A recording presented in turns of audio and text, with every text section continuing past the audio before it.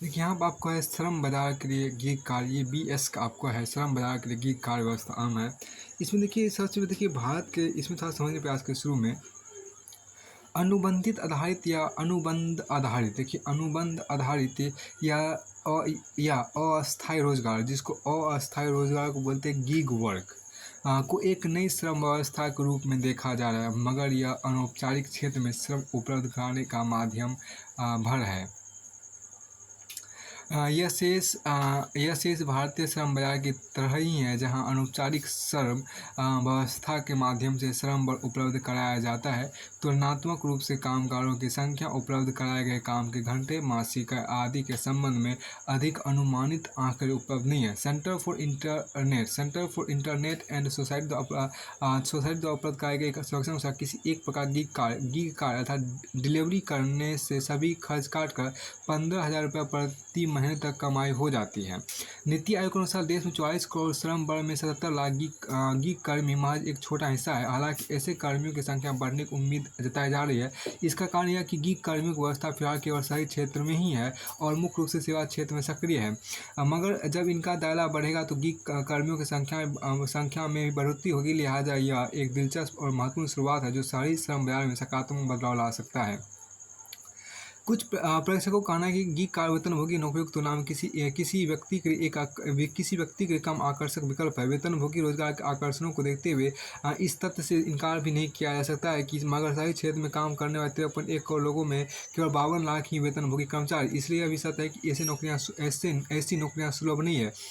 शहरी क्षेत्र में ज़्यादातर रोजगार अनौपचारिक व्यवस्थाओं के अंतर्गत आते हैं, जिनमें स्वरोजगार एवं अल्प अवधि वाले वे कार्य होते हैं। इनमें काम के आधार पर एक तय रकम मिलती है। मोबाइल फोन संचालित गीग कार्य भारतीय श्रम बाजार के औपचारिक ढांचे में अच्छी तरह फिट हो जाते हैं।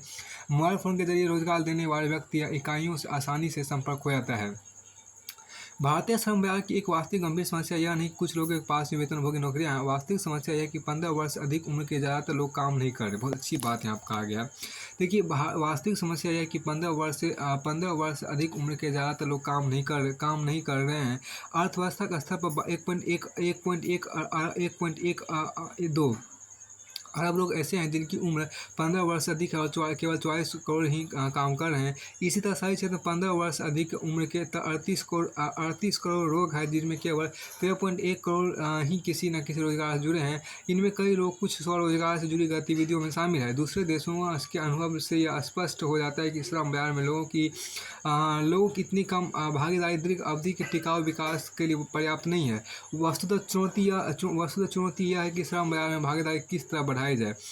देश की कुल आबादी महिलाओं की भागीदारी की रिहाई से यह बात खासकर महत्वपूर्ण है। उदाहरण के शहरी महिलाओं के श्रम बाजार में भागीदारी महज 8% है। वैसे श्रम बाजार में भागीदारी कुल 37.5% है, मगर ऐसे कई युवा एवं बुजुर्ग लोग शामिल हैं जो सदैव काम नहीं करते हैं। 20 से 25 साल उम्र के लोगों की श्रम बाजार में भागीदारी दर 30% और 60-64 वर्ग के लोगों के मामले में 15% है। लोगों के निर्णय लेने के तरीके के कारण भी श्रम बल भागीदारी कम है। इसकी समीक्षा जरूर की जानी चाहिए। वेतनभोगी नौकरियां कुछ लोगों को सहज नहीं लग रही होगी। उदाहरण के महिलाओं के कार्यस्थल पर व्यवस्था थोड़ी लचीली रखी जाए तो इससे उनकी श्रम बल में भागीदारी बढ़ सकती है। इससे महिला यह तय कर सकेगी कि वह कब और कितना काम निपटा सकती है। गीग कार्य यहाँ एक बेहतर विकल्प हो सकता है। इसी तरह बुजुर्ग या दिव्यांग व्यक्ति गीग अर्थव्यवस्था में काम को लेकर लचीलेपन को वेतनभोगी नौकरियों की तुलना में अधिक तरजीह दे सकते हैं। गीग कार्य बड़े शहरों में आसानी से उपलब्ध हैं, जिससे ग्रामीण क्षेत्र से लोग शहरी क्षेत्र की ओर आकर्षित हो सकते हैं। ये सभी महत्वपूर्ण फायदे हैं।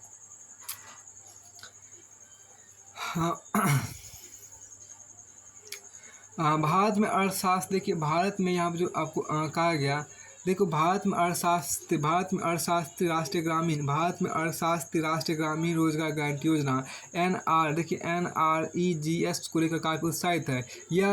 इस योजना का यह लक्ष्य एक ऐसी व्यवस्था स्थापित करना था जिसमें लोगों के पास श्रम आपूर्ति और न्यूनतम वेतन आधारित न्यूनतम वेतन हासिल करने का विकल्प मौजूद है। गीग अर्थव्यवस्था व्यावहारिक रूप से शहरी रोजगार गारंटी योजना की तरह ही है। जिस किसी व्यक्ति के पास मोबाइल फोन है उसके लिए अब काम करना श्रम बाजार में भागीदारी का दर्ज करना आसान हो गया है। बस केवल एक मोबाइल फ़ोन की आवश्यकता होती है, उसके बाद काम के साथ जुड़ने में 1 से 7 दिन का समय लगता है। कोविड महामारी दौरान लॉकडाउन में स्पष्ट रूप से दिखा, जब आर्थिक संकट को देखते हुए कई लोग गीग कार्यों का हिस्सा बन गए। लोग खाली ना बैठकर सामान एक जगह से दूसरी जगह पहुंचाकर कुछ न कुछ कमाई करने लगे। इसी तरह शहरी क्षेत्र में गीग कार्य के उदय से शहरी क्षेत्र में आर्थिक सुरक्षा में भी सुधार हुआ है। यहाँ पर एक वैकल्पिक नौकरियाँ यहाँ पर एक वैकल्पिक नज़रिया भी है। अगर कोई शहरी क्षेत्र में NREGPS की तर्ज पर सरकार के जरिए EGS स्थापित करने का प्रयास करता है, तो राज्य की सीमित क्षमता को देखते हुए एक बड़ी चुनौती होती है। गीग अर्थव्यवस्था के माध्यम से लक्ष्य अब आंशिक रूप से पूरा हो गया है। इस तरह गीग अर्थव्यवस्था शहरी श्रम बाजार में एक महत्वपूर्ण सुधार है। यह नई जगह में आप आय प्राप्त करने की राह में आने वाली बाधाएं दूर कर यह लोगों को बड़े शहरों की तरफ आकर्षित कर रही है। देखिए, अगर गीग कार्य शहरी रोजगार गारंटी योजना है, तो इसके साथ कम लोग क्यों जुड़ रहे हैं और शहरी क्षेत्रों में रोजगार निचले स्तर पर क्यों नहीं आ रही है? इसके कई कारण। परंपरागत निम्न कायदों कारण महिलाएं घर से बाहर कम निकलती है। परिवार के भीतर संसाधनों का आवंटन कुछ इस तरह होता है कि मोबाइल फ़ोन या स्कूटर महिलाओं को उपलब्ध नहीं हो पाते हैं। देखिए, मोबाइल फ़ोन या स्कूटर महिलाओं को उपलब्ध नहीं हो पाते हैं। महिलाओं के लिए स्कूटर उपलब्ध नहीं हो पाते हैं। इनके अलावा कुछ दूसरे कारक मौजूद है जो गीग कार्य में लोगों की भागीदारी पर असर डालते हैं।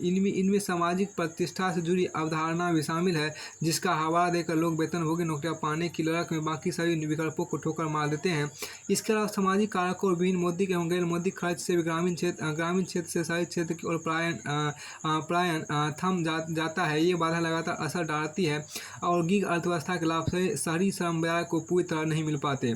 वेतनभोगी नौकरियों को मानक बनाकर गीग कार्य को कोसना अनुचित है, क्योंकि कोई भी देश अपने संपूर्ण कार्यबल को अच्छी वेतन वाली नौकरियां देने में सक्षम नहीं रहा है। बहुत अच्छी बात यहाँ पे कहा गया है।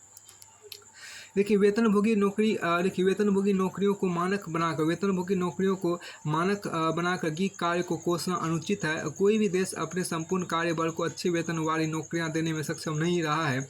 एक गतिशील अर्थव्यवस्था में कारोबार गिरता चढ़ता रहता है और रोजगार पैदा होते हैं और ख़त्म होते हैं। हम सोचते हैं केवल आलोचना पर ध्यान केंद्रित करने से हमारा ध्यान अधिक वाजिब एवं संबंधित पहलुओं से भटक जाता है। देखिए, हम सोचते हैं केवल आलोचना पर ध्यान केंद्रित करने से हमारा ध्यान अधिक वाजिब एवं संबंधित पहलुओं से भटक जाता है।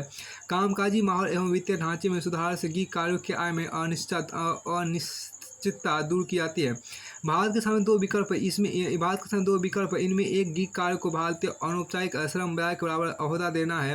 भारत के सामने दो विकल्प है। इनमें एक गीग कार्य को भारतीय अनौपचारिक श्रम बाजार के बराबर ओहदा देना है, या दूसरा औपचारिक श्रम बाजार का दबाव इस पर डालना है। देखिए, बेहतर कामकाजी माहौल की वाजिब जरूरतें संतुलित करने के लिए किसी तरह का हस्तक्षेप सावधानी से किया जाना चाहिए, मगर साथ ही रोजगार की ठोस एवं लाभकारी व्यवस्था को नुकसान भी नहीं पहुंचना चाहिए।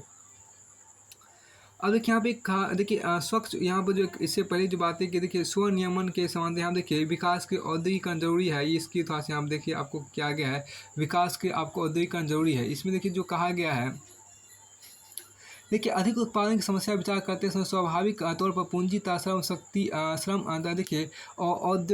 अधिक उत्पादन की समस्या विचार करते समय स्वाभाविक तौर पर पूंजी तथा श्रम की स्थिति और उनके आपसी संबंध पर ध्यान देना पड़ता है।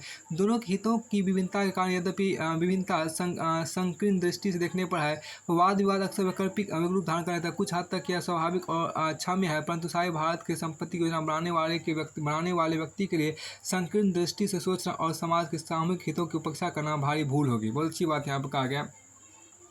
परंतु सारे भारत की संपत्ति की योजना बनाने वाले व्यक्ति के लिए संकीर्ण दृष्टि से सोचना और समाज के सामूहिक हितों की उपेक्षा करना भारी भूल होगी।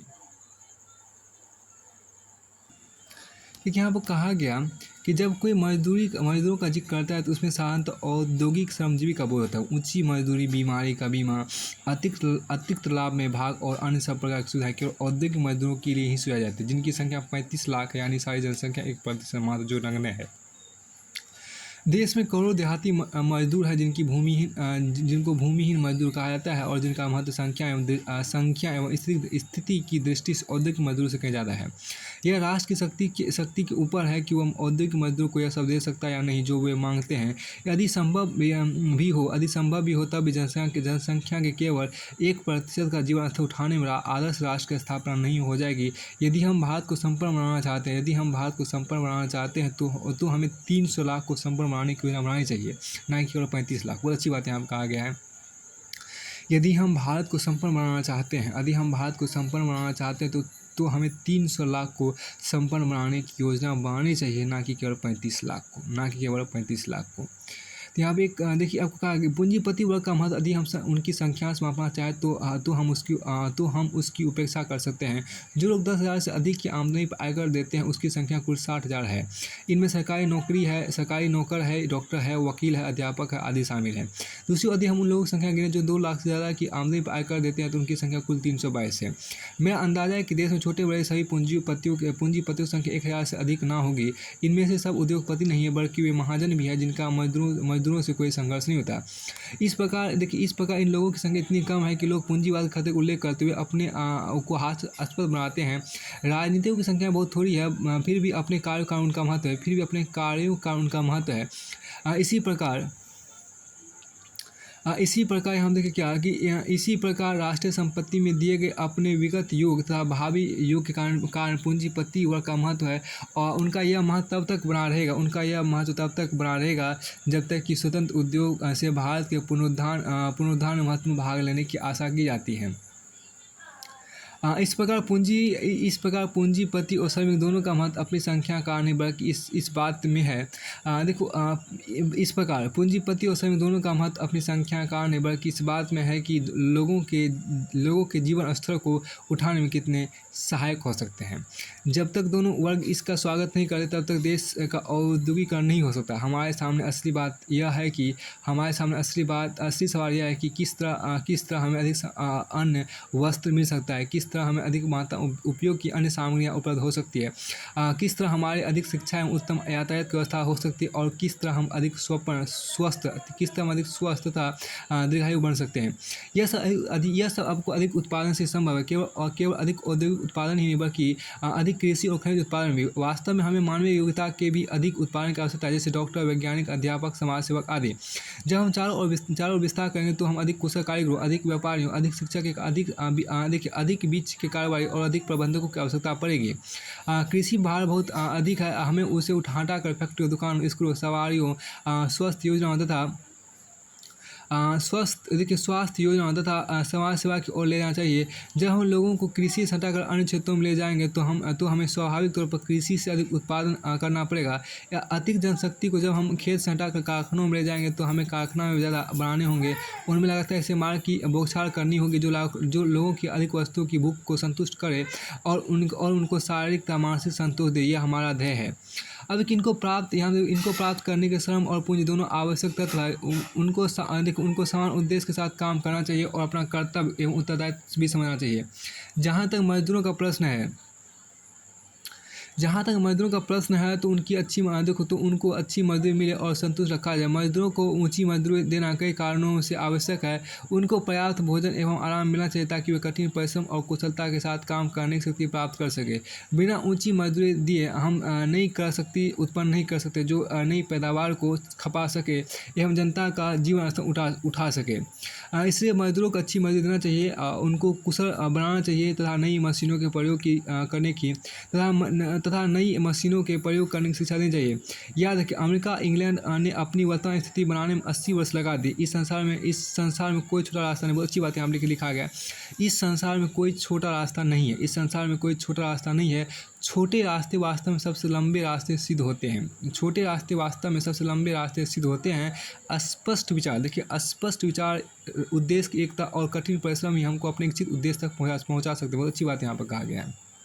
देखिए, स्पष्ट विचार, देखिए यहाँ पर जो कहा गया, छोटे रास्ते वास्तव में सबसे लंबे रास्ते सिद्ध होते हैं। स्पष्ट विचार, उद्देश्य की एकता, स्पष्ट विचार, देखिए आप, स्पष्ट विचार, उद्देश्य की एकता और कठिन परिश्रम ही हमको अपने इच्छित उद्देश्य तक पहुँचा सकते हैं। देखिए छोटे रास्ते वास्तव में सबसे लंबे रास्ते सिद्ध होते हैं। छोटे रास्ते वास्तव में सबसे लंबे रास्ते सिद्ध होते हैं।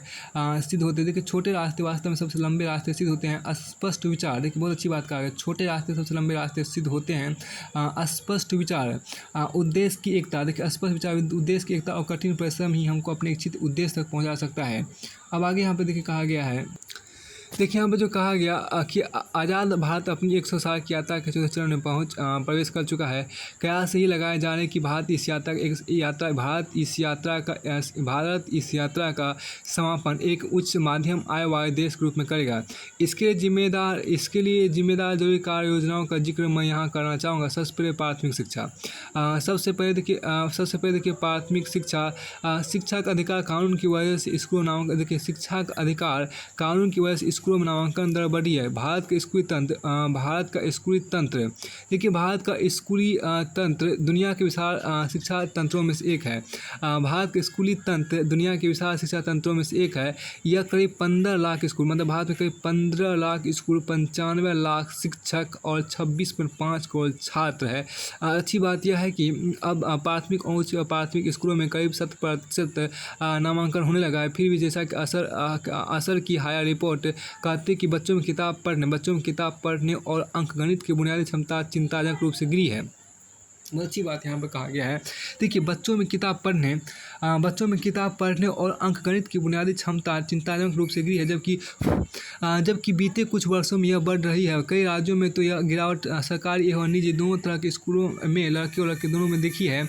दूसरा क्षेत्र आपको विज्ञान एवं नवाचार का। सोवियत युग के मॉडल पर टीका मौजूद व्यवहारिक ज्ञान और नवाचार भविष्य की ज्ञान आधारित अर्थव्यवस्था से मेल नहीं खाते। विज्ञान क्षेत्र आपको नौकरशाहीकरण के कारण देश में प्रतिभा की कमी हो गई है। भारत में नवाचार बढ़ाने के अन्य देशों में विकसित किए गए विज्ञान अपनाने चाहिए।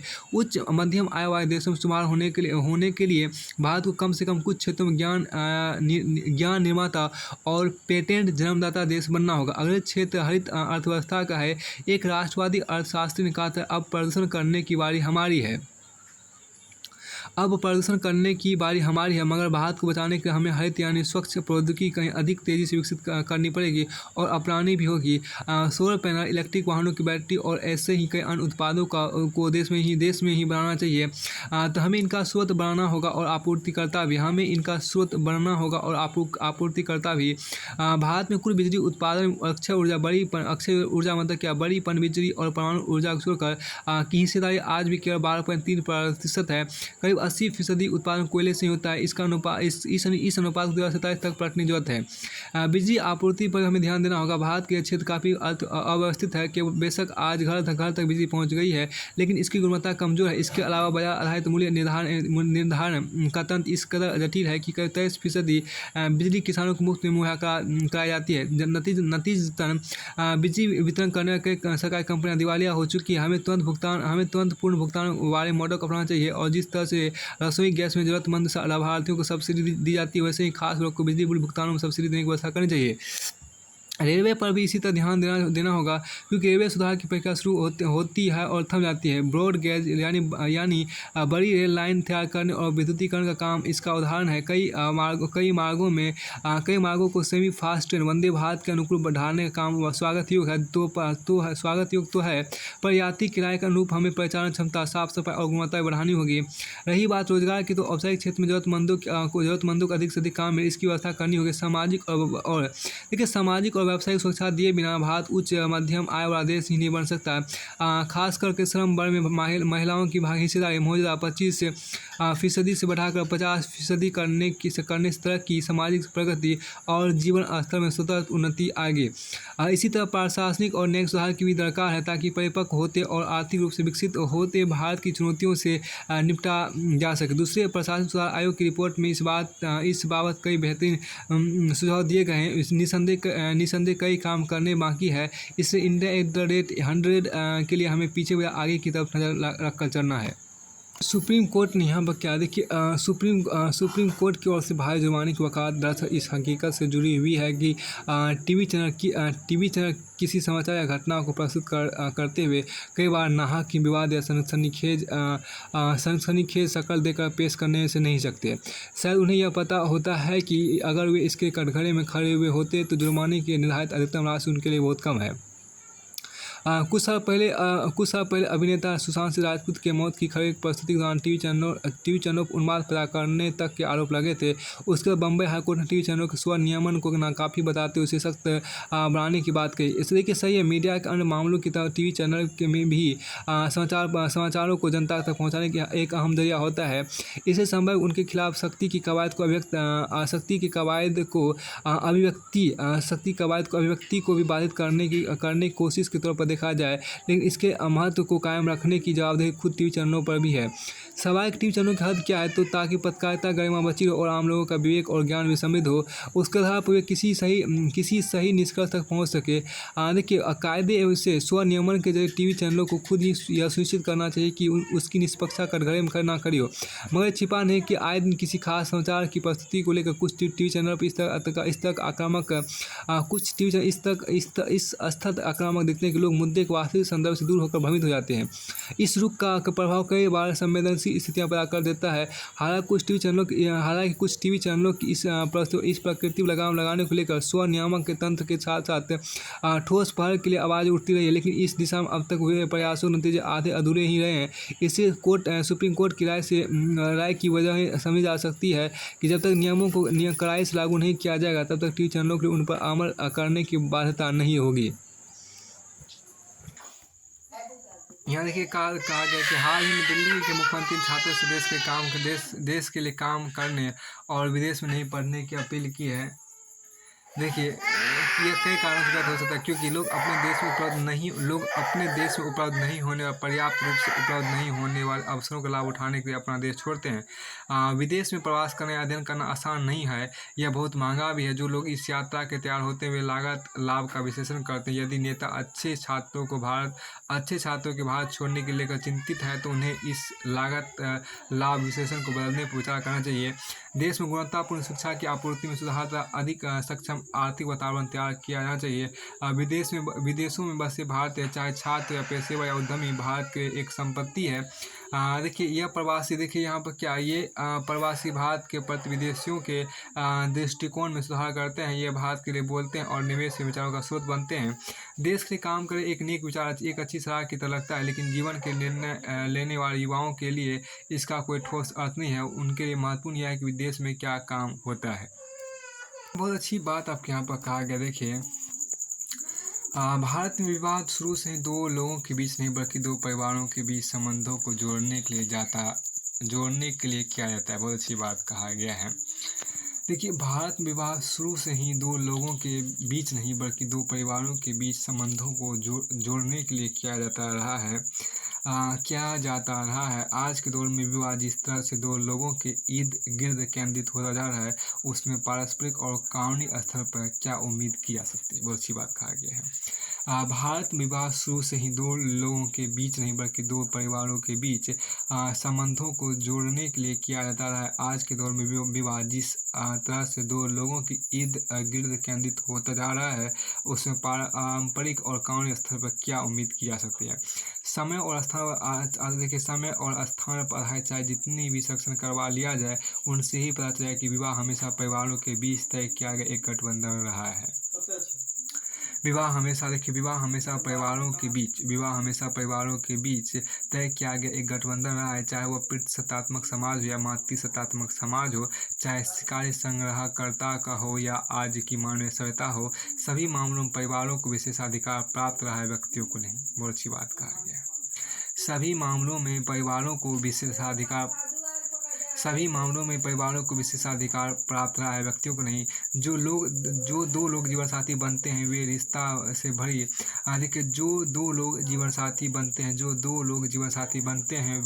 से भरी गाड़ियों को जोड़ने वाली जोड़ी मात्र है। आप वास्तव में किसी एक व्यक्ति से नहीं बल्कि पूरे परिवार से विवाह करते हैं। बहुत अच्छी बात यहाँ पे कहा गया है। देखिए, यहाँ पर जो दो लोग जीवन साथी बनते हैं वे रिश्तों से भरी गाड़ी को जोड़ने वाले जोड़ी मात्र है। आप वास्तव में किसी एक व्यक्ति से नहीं आप वास्तव में किसी एक व्यक्ति से नहीं बल्कि पूरे परिवार से विवाह करते हैं। यही कारण है कि आज के रोमांटिक रिश्ते वास्तव में विवाह नहीं है बल्कि एक सामाजिक प्रथा है, जिसके प्रभाव को अभी तक पूरी तरह सराहा नहीं जा सका है। देखिए, यही कारण है कि आज के रोमांटिक रिश्ते इसे ही कारण है कि आज के रोमांटिक रिश्ते वास्तव में विवाह नहीं है बल्कि एक नई सामाजिक प्रथा है, जिसके प्रभाव को अभी तक पूरी तरह सराहा नहीं जा सका है। परंपरा विवाह की केंद्रीय बात यह नहीं थी कि वह जोड़े को खुश रखेगा या नहीं, बल्कि इसे परिवारों को दीर्घकालिक संबंधों में एक साथ लाने के लिए डिजाइन किया गया था, ताकि वर्तमान और भविष्य में उनके प्रभाव क्षेत्र, आर्थिक कल्याण और सुरक्षा को बढ़ाया जा सके। इसके जरूरी था कि जोड़े विषम लैंगिक बने और बच्चे पैदा करने का कर्तव्य निभाएं। अब ये देखिए, बहुत अच्छी बात कहा गया है कि परंपरा में विवाह की केंद्रीय बात यह नहीं थी कि वह जोड़े को खुश रखेगा या नहीं, बल्कि इसे परिवारों को दीर्घकालिक संबंधों में एक साथ लाने के लिए डिजाइन किया गया था, ताकि वर्तमान और भविष्य में उनके प्रभाव क्षेत्र, आर्थिक कल्याण और सुरक्षा को बढ़ाया जा सके। इसके जरूरी था कि जोड़े विषम लैंगिक बने और बच्चे पैदा करने का कर्तव्य निभाएं। साथ ही चूंकि विवाहों का उद्देश्य समाज में परिवारों की पहुंच बढ़ाना था, इसलिए कुछ श्रेणियों के रिश्तेदारों से विवाह करना वर्जित था। इस नियम की अवहेलना करने से बड़े सामाजिक गठबंधन और संबंध बनाने का उद्देश्य विफल हो जाता है। इसलिए इस नियम के विपरीत बने यौन संबंधों को अनाचार कहकर घृणा की जाती है। यह घृणा की भावना सामाजिक रूप से निर्मित भावना है, जो समय के साथ सहज हो जाती है। इस बारे में प्रत्येक समाज के अपने नियम हैं। हरियाणा, यूपी और तमिलनाडु जैसे राज्यों में ऐसे कई उदाहरण हैं जहां एक परदादा की पीढ़ियों के बीच विवाह की अनुमति नहीं है, जबकि अन्य चचेरे भाई बहनों के विवाह को प्रोत्साहित किया है जबकि अन्य चचेरे भाई बहनों के विवाह को प्रोत्साहित किया जाता है। अब देखिए, यहाँ पर क्या हिंदू विवाह के 7 वचनों में से कम 3 ऐसे हैं जहाँ जोड़े अपने बुजुर्गों की देखभाल करने का वादा करते हैं। बहुत अच्छी बात कहा गया है। हिंदू विवाह के 7 वचनों, देखो यहाँ पर हिंदू विवाह के 7 वचनों में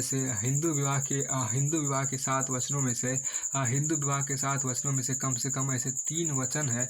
देखो, हिंदू विवाह के 7 वचनों में से कम 3 ऐसे हैं जहां जोड़े अपने बुजुर्गों की देखभाल करने का वादा करते हैं। 5वां वचन अपनी संतान पैदा करने और उनकी देखभाल करने का। बहुत अच्छी बात कहा गया। देखिए, बहुत अच्छी है। देखिए, यहाँ पर हिंदू विवाह के 7 वचनों में से कम 3 वचन ऐसे हैं जहाँ जोड़े अपने बुजुर्गों की देखभाल करने का वादा करते हैं। 5वां वचन अपनी संतान पैदा करने और उसकी देखभाल करने का। देखिए, इस्लाम में सियाओं की सभी रस्में दोनों तरफ से परिवार में शामिल होते हैं। देखिए, इस्लाम में सियाओं की सभी रस्मों में दोनों तरफ के परिवार शामिल होते हैं। यूरोप में लगभग 18वीं शताब्दी के अंत तक बच्चों की सगाई बचपन में ही कर दी जाती थी। यही कारण कि डेनियल डेफो का 18वीं सदी का उपन्यास शुरू एक्सेनस अनैतिक समझा गया, क्योंकि इसमें रोमांस को बढ़ावा दिया गया था। जेन ऑस्टन के लेखन में पहले शादी की व्यवस्था की जाती थी और इसके बाद रोमांस का तड़का लगाया जाता था। शेक्सपियर के टू जेंटलमैन ऑफ वेरोना में एक पिता ने अपनी बेटी को इसलिए बंद कर दिया क्योंकि उसे प्यार हो गया था। रोमियो और जूलियट के प्यार के लिए मौत ही एकमात्र रास्ता था। दूसरे शब्दों में देखिए, क्या तुम मुझसे शादी करोगी वाली प्रश्न कभी भी शुद्ध रोमांस में से प्रेरित नहीं हुआ था। बहुत अच्छी बात कहा गया है। दूसरे शब्दों में क्या तुम मुझसे शादी करोगी वाला प्रश्न कभी भी शुद्ध रोमांस से प्रेरित नहीं हुआ था। इसलिए जब डेटिंग शुरू हुई तो 19वीं सदी के अमेरिका में नैतिकता पर खतरा महसूस किया गया। इस प्रकार की प्रथा से न केवल परिवारों को नष्ट करने का डर था, बल्कि गर्भपात में भी वृद्धि होने की आशंका थी। ऐसी घटनाओं को रोकने और रोमांस को आरंभ से खत्म करने के लिए अमेरिका ने 1873 में कॉम्स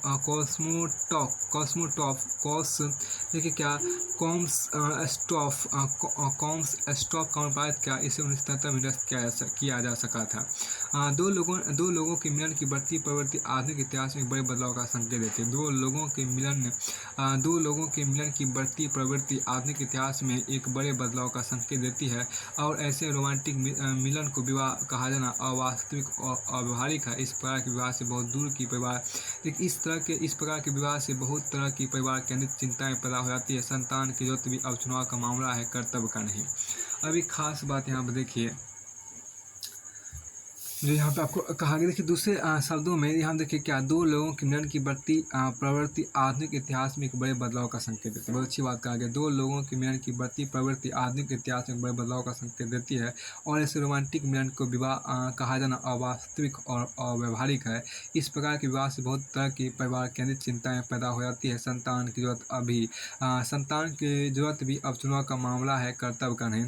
विवाह के साथ रोमांस अजीब तरह से बैठता है, विवाह के साथ रोमांस अजीब तरह से बैठता है। देखिए विवाह के साथ रोमांस अजीब तरह से बैठता है। इसमें एक दूसरे के प्रति आकर्षित इतना हावी हो जाता है कि अनुष्ठानों को निरर्थक मान लिया जाता है। इसलिए पारंपरिक वसीयत वाले नियम भी बदल रहे हैं। अब लोग बड़ी संख्या व्यक्तिगत वसीयत करने लगे हैं। क्या अब विवाह को व्यक्तिगत अधिकारों का मौलिक अधिकार माना जाने लगेगा? देखिए शायद वह समय आ रहा है जब क्या तुम मुझसे शादी करोगी पूछा जाए क्या तुम मुझे ऐसे यूनियन में लोगों जिसमें माता पिता चाचे भाई बहन वगैरह को बाहर रखा जाएगा। देखिए यहाँ पर पूछने को यह पूछा जाएगा क्या तुम मुझे ऐसे यूनियन में लोगों जिसमें माता भाई पिता चाचा चचेरे भाई बहन वगैरह को बाहर रखा जाएगा। अब एक खास बात देखिए यहाँ पे बहुत अच्छा यहाँ पर आपको था। 2023 की अनुअल जेंडर गैप रिपोर्ट में भारत 8 पैदान ऊपर चढ़ गया, लेकिन अभी भी हम 140 देशों की सूची में 127वें स्थान पर है। प्रतिशत में देखें तो देश में लैंगिक अंतर 64.3% है। यह सूचकांक 4 प्रमुख मानकों पर आधारित है: आर्थिक भागीदारी और अवसर, शिक्षा प्राप्ति और स्वास्थ्य और उत्तरजीविता। लेकिन इनमें से कुछ क्षेत्रों में भारत ने काफ़ी प्रगति की है। स्थानीय प्रशासन महिलाओं का प्रतिशत 40% हो गया है। संसद में अभी महिलाओं का प्रतिशत 15.1% है। लंबे समय से लंबित महिला आरक्षण विधेयक के आने से सुधार होने की पूरी संभावना है। आर्थिक भागीदारी और अवसर में समानता के मामले में भारत में बहुत पीछे हैं। इस मामले में 40% से भी कम समान अवसर उपलब्ध होते हैं। एक और जहां आय और वेतन में समानता की ओर बढ़ने का प्रयास किया जा रहा है, वहीं दूसरी ओर वरिष्ठ और तकनीकी पद पर महिलाओं की संख्या कम हो रही है। स्वास्थ्य उत्तरजीविता का मामला देखें तो एक दशक की धीमी प्रगति की जन्म के समय एक दशक की धीमी प्रगति के बाद जन्म के समय के लिंगानुपात में सुधार हुआ है। अभी भी भारत को स्त्री शिक्षा और महिला कार्यबल में बहुत कुछ करने की जरूरत है। देश में महिलाओं को घर पर ही इतना अवैतनिक काम करना पड़ता है, उनमें बाहर जाकर काम करने की शक्ति नहीं रह जाती है।